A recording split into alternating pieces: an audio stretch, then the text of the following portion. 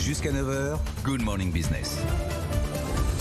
Et à 7h45, JC Decaux qui vient de publier ses résultats annuels et Jean-Charles Decaux, co-directeur général, est là pour les décrypter avec nous. Bonjour, merci d'être là quelques minutes après la publication des résultats annuels. Bonjour Christophe Jacobizine, bonjour Sarah Gandoin. On va parler de ces résultats qui sont en nette progression, puisque plus 2,7 milliards d'euros de chiffre d'affaires, c'est plus 18%. La marge opérationnelle également progresse, pas double, même pratiquement. Elle passe de 280 à 422 millions d'euros. Bon, le résultat net, il est encore légèrement négatif, moins 14 millions d'euros. Est-ce qu'on peut résumer en disant que sur la voie du retour à la normale et du redressement, mais encore une petite marche ? Absolument. D'abord, ce qu'on peut dire, c'est une résilience formidable de nos équipes, en France et à travers le monde, dans une période qui a été... horrible. Le contraste a été saisissant, puisque 2019... c'est notre meilleure année historique, 2020 c'est notre plus mauvaise année et 2021 c'est l'année de notre plus fort rebond dans l'histoire de notre entreprise, puisque la croissance globale du chiffre d'affaires a été très soutenue, comme vous l'évoquiez à l'instant. Néanmoins, par rapport à avant Covid, on a encore 1,3 milliard d'euros qui nous manquent.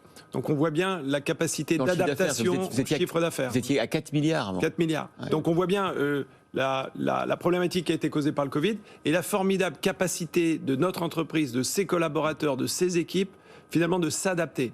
Et je crois que la grande leçon qu'on peut tirer de la période Covid, c'est que l'économie s'est arrêtée, mais les entreprises ont réussi à continuer à s'organiser.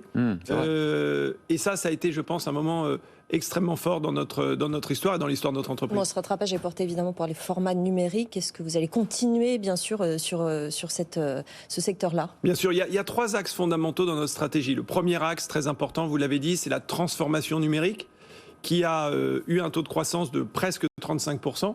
Ça veut dire que sur des panneaux qu'on peut changer beaucoup plus souvent, avec de l'interaction, avec les gens qui passent devant, c'est tout ça le digital? Bien sûr, pour vous ? C'est plus d'intelligence, c'est ça. Plus de ciblage et plus de contextualisation. En fait, c'est 3 choses qui font que, globalement, les annonceurs sont de plus en plus friands de ces solutions de communication dans des univers de flux qui sont les univers des villes, des compagnies de transport, des grands réseaux de transport terrestre ou des aéroports. Donc ça, les 3 éléments fondamentaux de notre stratégie, c'est d'abord le premier élément, c'est la transformation numérique qui accélère notre croissance, avec les raisons dont on parlait à l'instant. Le deuxième élément, c'est l'engagement climatique de l'entreprise, qui est non seulement le leader mondial de son secteur sur les éléments de chiffre d'affaires et de nombre de pays couverts, mais c'est surtout une entreprise aujourd'hui qui est la plus et la mieux ratée dans son secteur au niveau des éléments extra-financiers. Puis le troisième élément qui est évidemment important, c'est l'utilité sociale. On parle beaucoup de sens, vous en parliez ce matin avec certains de vos invités. Le sens pour les collaborateurs, le sens pour nos clients est très important. Et donc c'est tout cela aujourd'hui qui porte JC Decaux et son rebond et qui nous laisse évidemment espérer d'une année 2022 que je qualifierais de normalisation, avec une reprise de l'activité très soutenue, avec évidemment des éléments géopolitiques que l'on ne maîtrise pas totalement, on y reviendra peut-être. On va en parler. Vous avez décidé aussi de ne pas verser de dividendes en 2022. Comment vous justifiez ça ? Quel signe vous donnez au marché de ne pas verser de dividendes ? Alors 3 choses. Le premier élément, c'est qu'on a été impacté par cette crise Covid, et donc il faut être cohérent dans les moments de grande difficulté. Et on a demandé des efforts très importants à nos collaborateurs, on s'est réorganisé, on s'est adapté à cette crise. Et il nous paraissait important de protéger la flexibilité financière de l'entreprise.